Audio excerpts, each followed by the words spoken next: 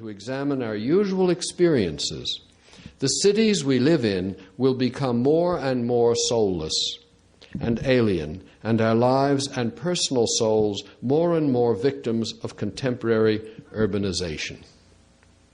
The occasional islands of beauty in giant, noisy, smog cities like Los Angeles, Manila, Cairo, Mexico, and Osaka, as examples, do not resolve the major problem of our urban existence, these little islands of parks and beauty.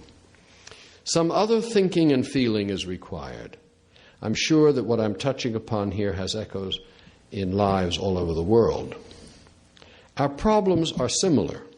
The extension of airports into farmland, the protection of farmers against industrialization, the concretization of the world, increasing slums, high-rises that block the sunlight, the mass tourism that despoils natural places in the search for beauty, the retreat of individual citizens from the urban world into private sanctuaries of transcendent meditation, psychotherapy, alcohol, and entertainment that keeps the soul numbed to its dilemmas. You notice I put all those things together.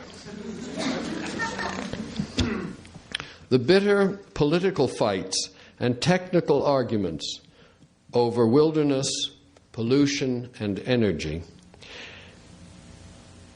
have grounds that are not only ecological and not only based on considerations of the biosphere.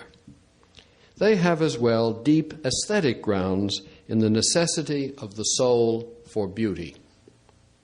The psyche's need for beauty is fundamental. All peoples have modes of beautification, enhancement of their bodies, their utensils, their movements in dance, their speech in poetry and song. And when satisfaction of the urge to beauty is located in nature, and nature is threatened with destruction, the human feels a soul loss, and we're driven to extraordinary measures of conservation, not to preserve the snail darter and the whooping crane as such, but to preserve the soul's need for beauty and the satisfaction of this need by nature. Although Western philosophy has long condemned nature as either a machine, an enemy, or a lifeless, soulless extension of objective matter for exploitation, you realize that our philosophy made strip mining possible. Our philosophy that declares matter as dead. Therefore, you can do what you want with it. This same arrogant tough-mindedness has paradoxically retained a tender-minded association of beauty with nature.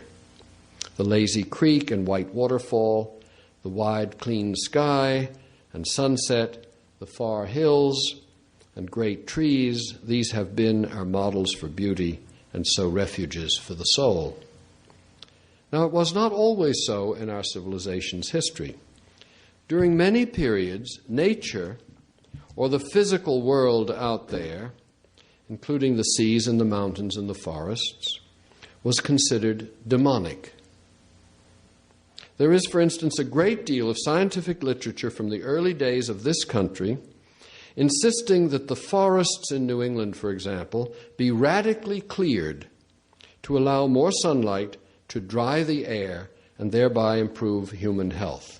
The forests were places of miasma, of disease, of pagans, you can read it in Hawthorne, of all kinds of bad things.